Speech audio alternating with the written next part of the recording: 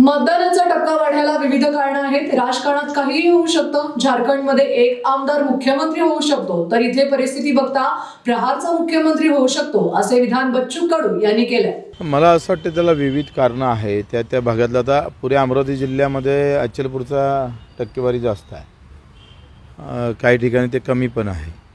तिथले उमेदवार आणि तिथल्या सगळ्या एकंदरीत आपण पाहतो परिस्थिती पाहून ते वाढलेलं दिसतं. नेमका तो काँग्रेसचा किंवा भाजपचा आहे असं म्हणता येणार नाही. म्हणजे याचं काही वेगळं संशोधन करावं लागेल.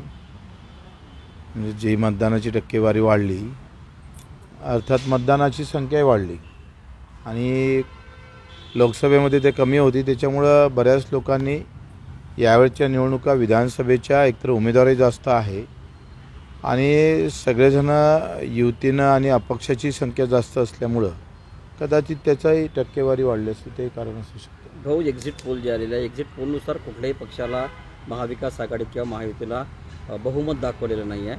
जे अपक्षांचा यावेळेस मोठा बोलबाला राहणार आहे. अपक्ष हे मोठा डिसाइडिंग फॅक्टर राहतील का? लहान पक्ष आणि अपक्ष सरकार बनवेल. आघाडी किंवा युतीला पाठिंबा द्यावा लागेल. सत्तेत मात्र लहान पक्ष आणि अपक्ष राहणार. बिहारचा मुख्यमंत्री होणार का? शक्यता आहे.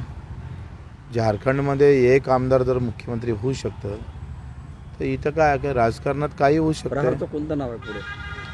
पाहू आता, ते वेळेवरचे विषय आहे. भाऊ, लाडक्या बहीण योजनेचा काही परिणाम तुम्हाला वाटतो का इलेक्शन? होणार आहे ना. कसं आहे, योजनेवर काही ना काही परिणाम होतच, होत नाही अशातला भाग नाही आहे. आता निवडणुकीच्या अगोदर 7 ते 10 हजार रुपये अकाउंटमध्ये गेल्यावर त्याचे परिणाम दिसणारच आहे. त्या हिशोबानंच ती योजना होती आणि मला वाटतं ते परिणाम दिसेल. भाऊ, वाढलेलं मतदान हे कधी सरकारच्या विरोधात झालेलं मतदान असं बोललं जाते की शेतकरी किंवा सोयाबीन उत्पादक शेतकऱ्यांना किंवा कापूस भाव मिळाला नाही, असं संतापाची लाट वगैरे आपण म्हणू शकतो काय? तसं करता आलं असतं, पण विरोधातील पक्षाला ते वातावरण तयार करता आलं नाही, हे दुर्दैवच आहे. तसं वातावरण करण्यात ते अपयश ठरले. हो, तुम्ही म्हणताय की छोट्या पक्षाचं सरकार येईल. आपण जर पाहिलं तर महाराष्ट्रात तुम्ही शेतकऱ्याची बाजू सातत्यानं मांडताय.